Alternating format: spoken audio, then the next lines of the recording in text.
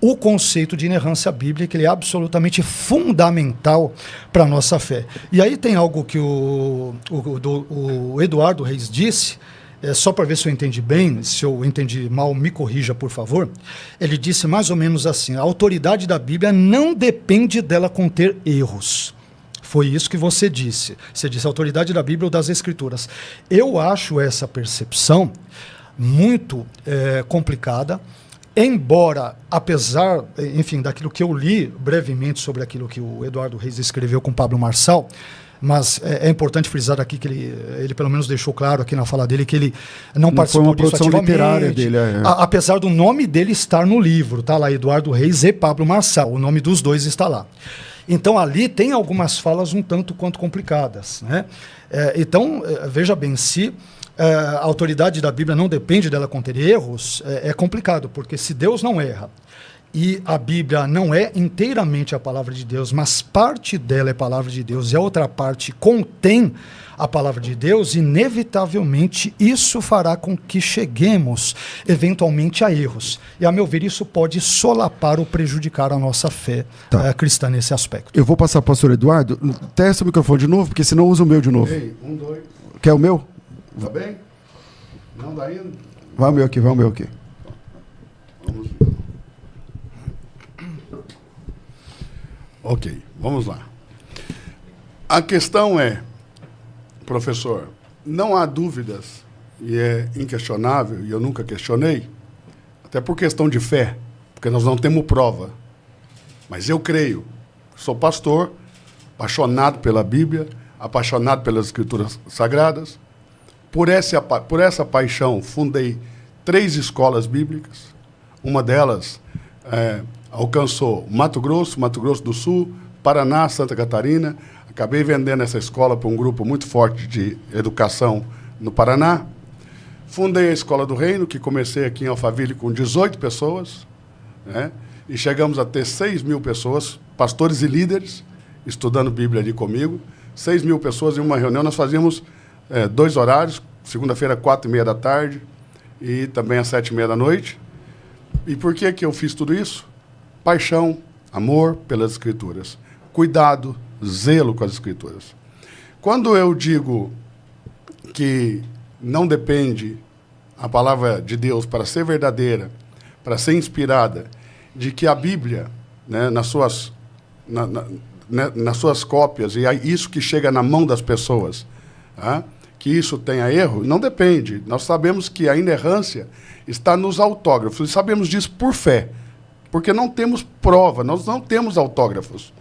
E as mais de 5.000 cópias que nós temos, todas elas têm alguma discrepância, e nada disso vai ferir.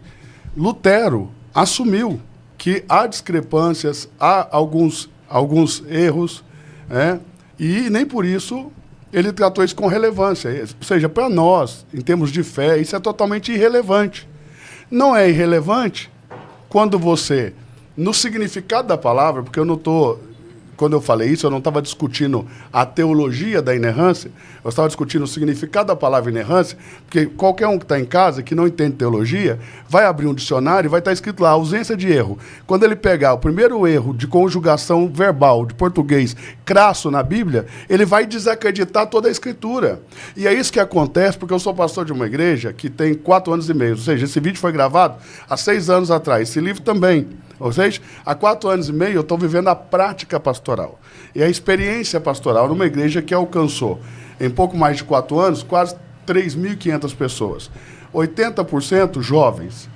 E os nossos filhos, e eu estou fazendo igreja para os meus filhos. Porque eu não quero que eles sejam pastoreados por outros pastores, porque a igreja que o pai deles é pastor não consegue se comunicar com eles. Então, veja bem, esses jovens, quando chegam na faculdade, abandonam a fé. E eu, diferente de outros pastores, não quero que os nossos jovens não façam faculdade. Eu quero que eles vá para a faculdade, que vá todos para a faculdade. E quero que não desviem na faculdade.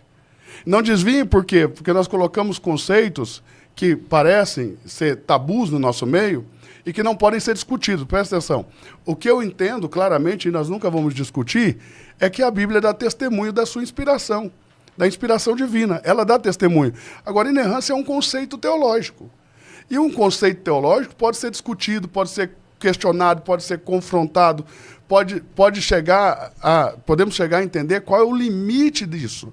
E por que nós, tentando defender a autoridade das Escrituras, fragilizamos essa autoridade quando a discussão sai da nossa bolha? Quando as pessoas que estão discutindo isso não estão debaixo do nosso cabide, não estão debaixo do nosso guarda-chuva. Isso muda, porque eles partem de outras perspectivas. Ou seja, eles vão chegar lá na faculdade, por exemplo, e vão encontrar um Chivitarese dando aula de história do cristianismo, e isso mina a autoridade das Escrituras, faz as pessoas desacreditarem nas Escrituras. Então, estou discutindo aqui o vocabulário, se ele é o mais adequado. É isso que eu estou discutindo. Não estou discutindo se é a palavra de Deus, e jamais discutiria isso, porque sou um apaixonado pelas Escrituras. Aqui, viu, Eduardo? Me desculpe, viu, pastor? Só para entender aqui, o irmão comentou agora há pouco que há erros nas suas cópias e não nos seus autógrafos, né? É isso que o irmão mantém. E mantenho, e quero dizer o seguinte, então, que não há erro nos autógrafos, eu creio por fé. Perfeito. Porque nós não temos prova disso. Mas me permita uma parte. Sim. Eu vou dar um exemplo do que é importante ver. Pois não. Estamos numa igreja, eu sou pastor, o doutor é pastor. Perfeito. Aí o doutor pega 2 Timóteo, capítulo 3, verso 16, perfeito, e vê lá toda a escritura inspirada por Deus e conecta imediatamente isso à ideia de inerrância. Uhum. Eu não acho que isso está errado, tá bom? Okay. Mas aí você está na UFRJ numa aula de grego. Perfeito. Diante de 30 ateus. Aí você chega e faz a seguinte leitura, né? Você começou o texto lendo, né? Passa a grafé. Perfeito. E a próxima palavra é telpneustos. Sim. Perfeito. Aí a pessoa vai te perguntar assim: por que telpneustos é sinônimo de ausência de erro para o pastor?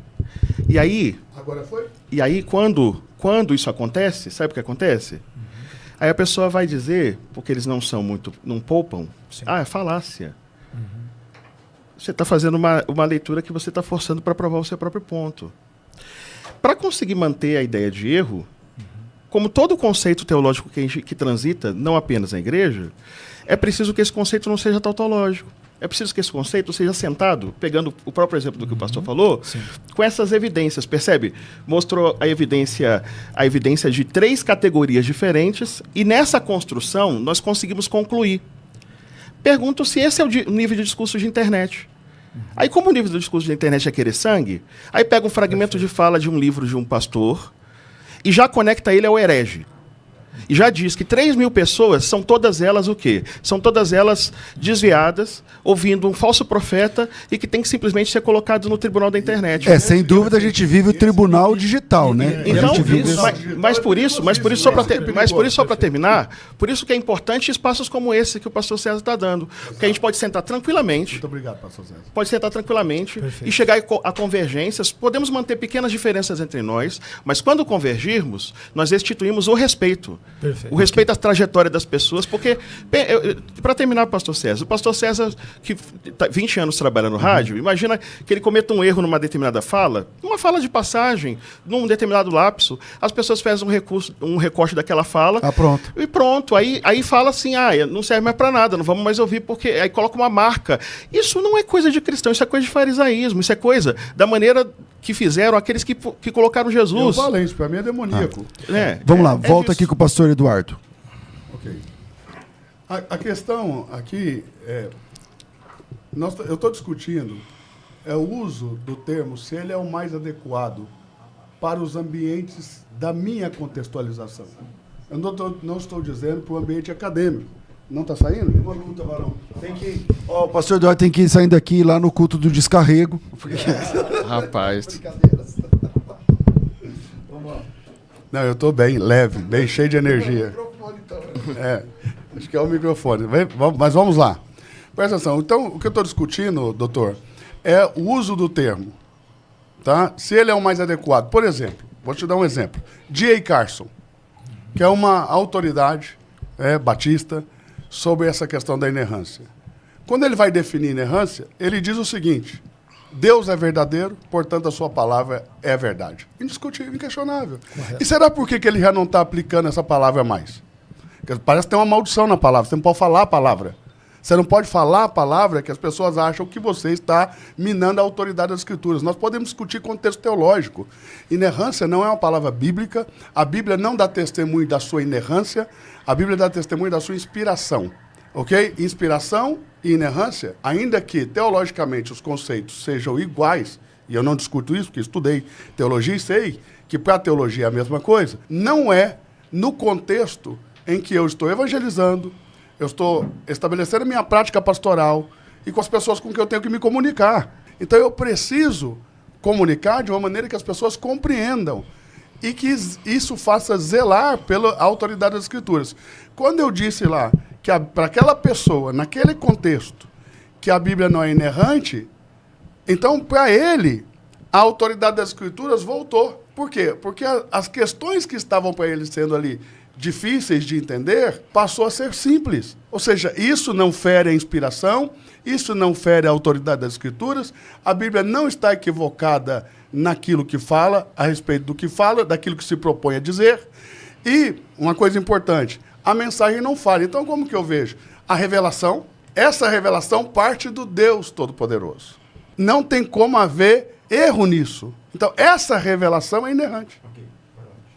Então, aqui mais uma vez o pastor Eduardo, só que ele disse algo aqui que eu acho que é importante para nós trazermos aqui para o debate, evidentemente sempre com respeito, né?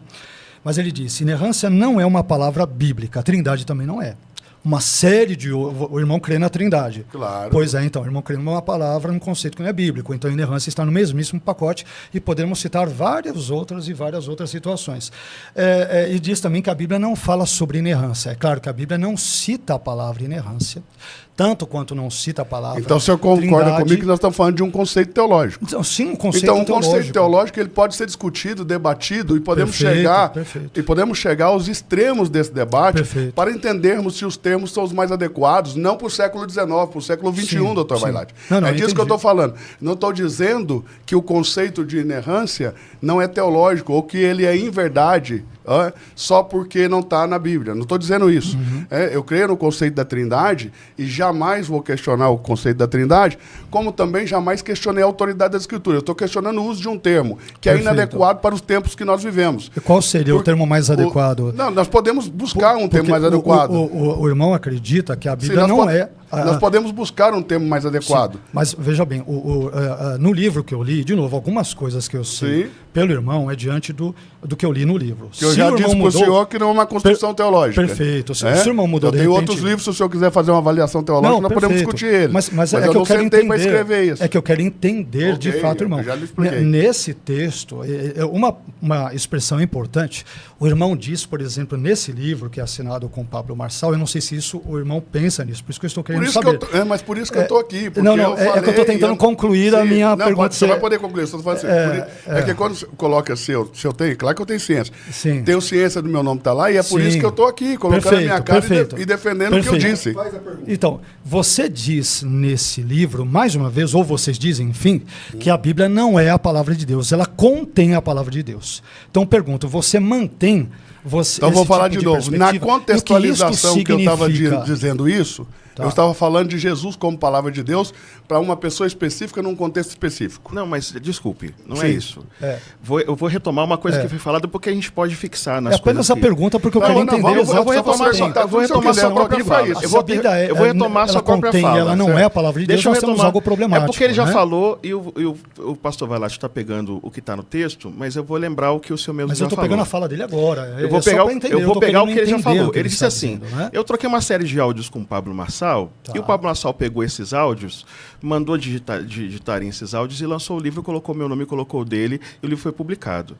Se a gente não partir dessa premissa do que ele mesmo disse, Perfeito. vamos ficar aqui atacando espantalho para chegar e colocar uma pecha de herege nas costas Então, de um pastor. mas não é isso. Eu estou perguntando agora. Por isso que eu estou dizendo, doutor, que assim, mas por trás a sua da pergunta, fala não procede. se contém a palavra de porque Deus. eu perguntei para ele se se ele Por continua a trás da ter essa pergunta, perspectiva. tem Não o é bem seguinte, assim. É a ideia de que Não é Barth, isso. de que tem um consenso teológico, de que Barth diz que a Bíblia contém a palavra de Deus, ele esvaziou a palavra de Deus e que o senhor seria barthiano. Você Não, percebe? barthiano como? Se que tipo de discussão? Barth disse na que tipo de discussão de dogmática da fantasma? igreja. A Nós dogmática da igreja está estamos traduzida aqui. para o português. Não é espantalho. Eu quero entender o que ele quer dizer com a Bíblia não é a palavra de Deus e ela contém. Se ele mantém essa perspectiva que aparece no livro, ou não, o que ele pensa sobre isso. Porque ele já disse que o texto era um monte de áudios de internet que foram colocados num texto. É só perguntar assim, contém ou é? Então, mas Então essa é a oportunidade fantástica. É só ele Então, responder, ok. contém ou é? Então, calma aí. Essa é a oportunidade fantástica, porque assim, eu não quero que pareça que o Dr. Vailate está tentando construir um espantalho para atacá-lo. Não, mas- Então, ele está fazendo a pergunta direta de agora. Então, se lá no livro, porque eu entendi Isso, é tão o que simples o quanto. pastor Eduardo Reis falou. Ele falou, ó, aquele livro não foi uma produção teológica. Pronto. Ok, entendi Perfeito, ok, o contexto. ok. E esse contexto faz diferença mesmo também. Claro. Ok. Porque foram áudios trocados e tal, virou um livro. Ok. E agora ele está dizendo, bom, agora estamos aqui nessa mesa. Isso, perfeito. Agora, A Bíblia contém ou é? que estamos aqui entre teólogos, exato. qual é a tua opinião sobre a palavra de Deus? Isso. A Bíblia, ela é a palavra de Deus Eu ou não quero contém? colocar peixe, né, Ok, nada. Eu então, quero ouvi-lo. pastor apenas Eduardo com a isso, palavra. Apenas Simples isso. responder. Então, eu vou dizer para você o seguinte, as duas coisas, ok? Ela é a palavra de Deus em termos de manuscritos, porque eu creio que os manuscritos foram produzidos a partir da inspiração do Espírito Santo, não tenho dúvida disso, ok? Há uma revelação, essa revelação é inerrante, ok? Porque inerrância é, no sentido popular, ausência total de erros, ok? Ponto. Ausência total de erros. Essa revelação é totalmente inerrante. Perfeito. Ok. É a mensagem transmitida por inspiração do Espírito Santo na produção dos textos por meio dos autores bíblicos, essa inspiração, esse movimento do Espírito Santo através dos autores bíblicos para a produção do texto, infalível. Ok. Ok? Perfeito. Agora, cópias dos copistas, edições, aí tem muitos erros. É indiscutível. Concordo, Qualquer um tem que admitir. Qualquer concordo. pessoa séria tem que admitir. É isso que eu queria. Pronto. Você entendeu? Eu Só entendi. apenas E podemos só pra- aprofundar aqui o Perfeito. conceito. Podemos Por exemplo, aprofundar. gramática. Qualquer pessoa Perfeito. séria Por tem exemplo, que admitir. gramática.